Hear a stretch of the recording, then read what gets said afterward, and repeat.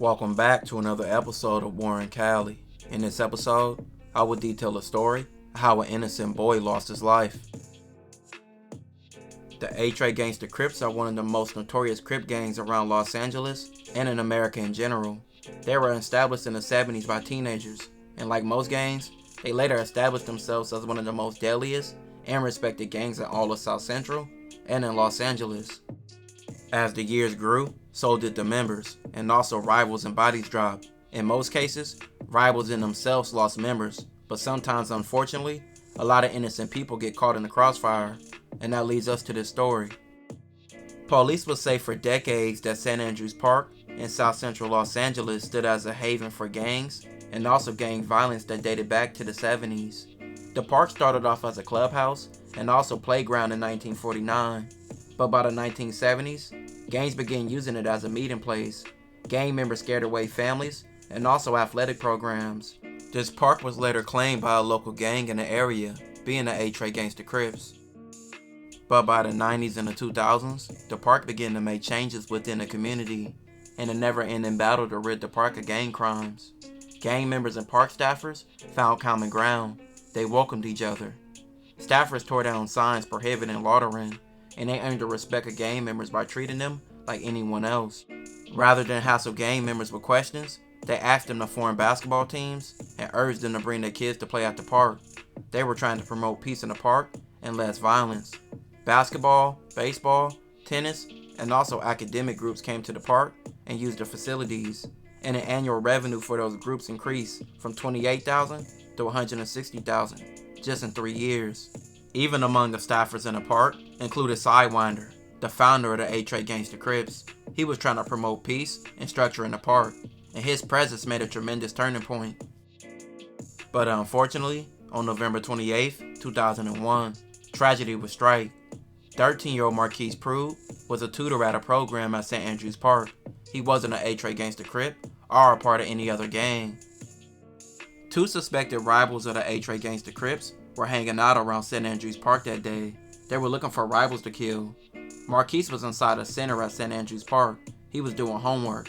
That's when the two alleged suspects, being Zaire, who was 21, and Ronnie, who was 18, allegedly entered the center and opened fire. They killed Marquese. Police believe Marquese was shot because he was the first person they saw. At this point in the year of 2001, the LAPD 77th Street Division, whose territory included the park, led all other divisions with 82 homicides. About 50 of them were gang-related. About a week after Marquese's death, the mayor, police chief, district attorney, and city council members all came to march against the violence in the area, which was surrounding St. Andrews Park. They brought new ideas, such as arming park rangers and stepping up surveillance.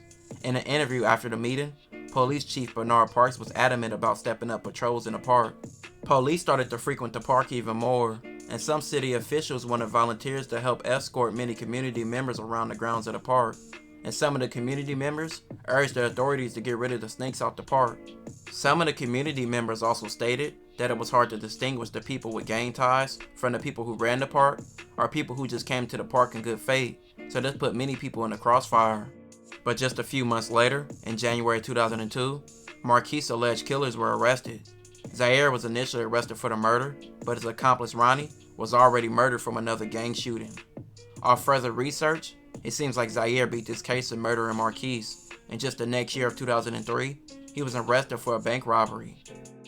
Police stated that 3 suspects entered the Washington Mutual Bank, pretending to have guns in their pockets, and 2 of the men immediately vaulted for the service counter, while the 3rd suspect stood watch at the front door, preventing anyone from entering or exiting the bank. All 3 of the suspects fled the bank and drove off in a gray Honda after taking the money. They were seen driving southbound on Manhattan Avenue. All 3 of the suspects fled the bank and drove off in a green Honda after taking the money. They were seen driving southbound on Manhattan Avenue. They were later sighted by Manhattan Beach police traveling eastbound on Artesia Boulevard. Witnesses helped the police locate the suspects quickly. 2 of the suspects were apprehended behind an apartment complex, and a 3rd was later found behind a Denny's.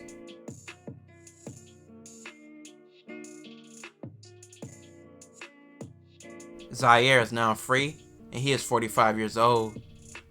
With this case happening 24 years ago, a lot has changed. but innocent people still fall victim to gun violence. RIP to Marquese. This will conclude this episode. If you haven't already, check out my previous episodes. Don't forget to like, comment, and subscribe.